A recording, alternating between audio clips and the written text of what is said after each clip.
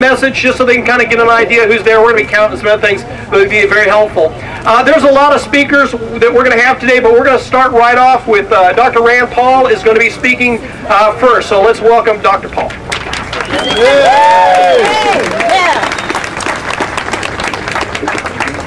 You'll have to forgive me, I'm kind of in a bad mood. I had to pay my taxes today and I've been pretty ornery and upset the whole time.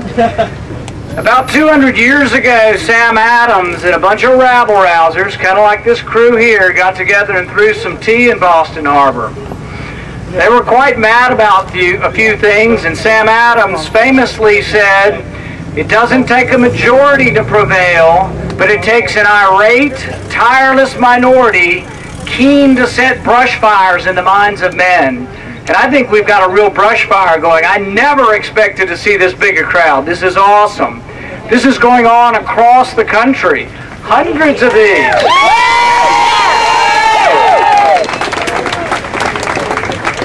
If you watch Keith Olbermann, he says, "Oh, it's just a bunch of stooges for Fox News." Or they say, "Oh, it's just a bunch of shills for the Republican Party." But I'm not out here representing Fox News. I'm not out here representing the Republican Party. I'm out here because I'm unhappy because our government is spending us into oblivion. Yes.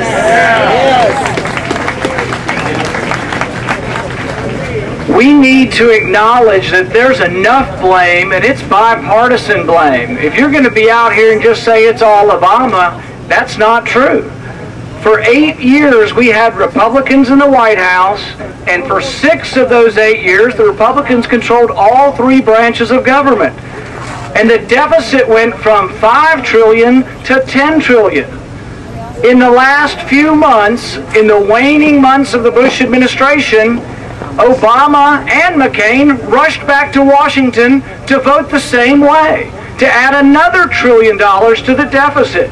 Everybody asks the question, well, was it the right thing or the wrong thing? We don't have the money. We are a bankrupt society and we're becoming a bankrupt country. Both parties race back to Washington, spend another $1 trillion. Now we've had an intervening election and people seem to be more motivated, which is good. And now the Republicans are voting unified against another $1 trillion that was the stimulus package that Obama presented. But there's enough blame to go all around. Obama recognizes this because Obama looks at the Republicans and he says, "Who are you to criticize me for spending money when you doubled the deficit?" We need a clean wash. We need new people in Washington. Amen.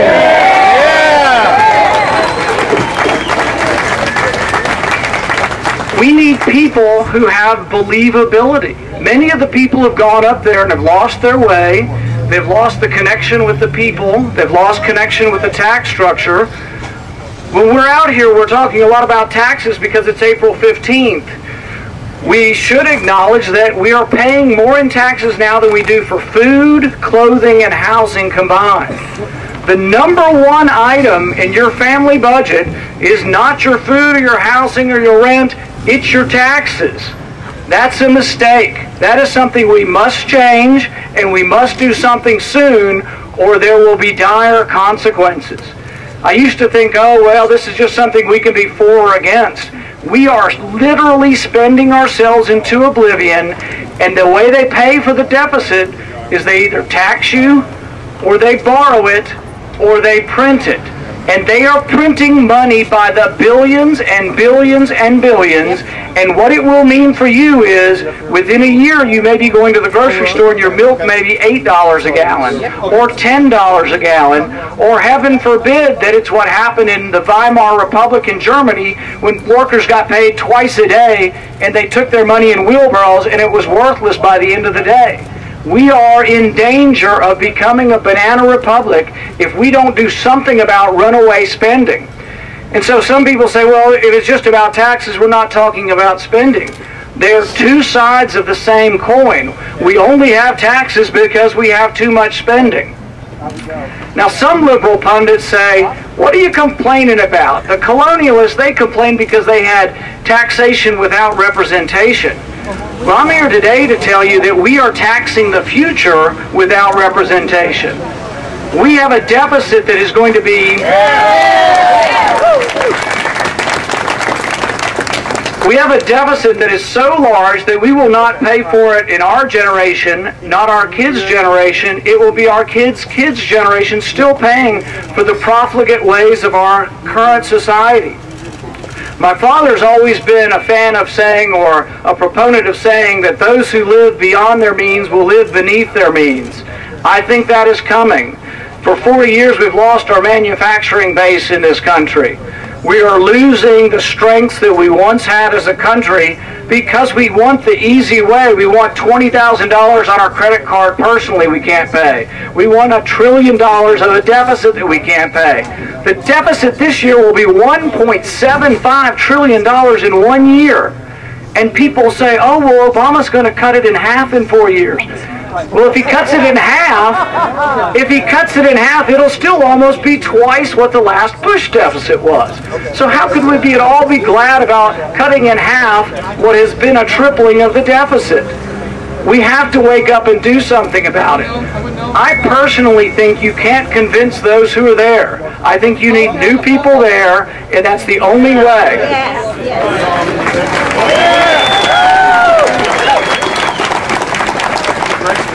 I do think that as long as you have your hands out, though, you can't ask for a tax break.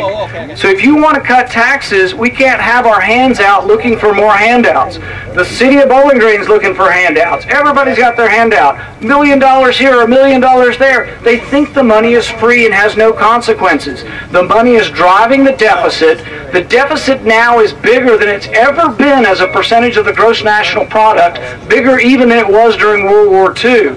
We have to do something. I personally say instead of asking them to bring home the bacon, let's bring home the politicians.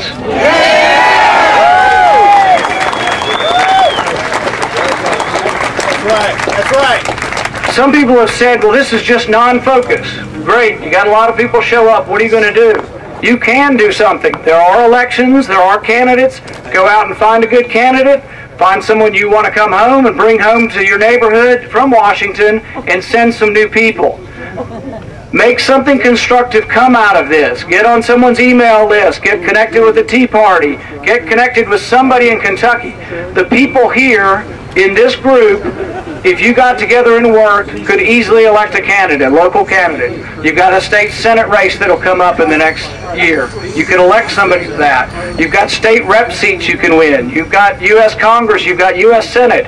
You can do something. Get connected and go out there and do something. Let's change what we've got before it's too late.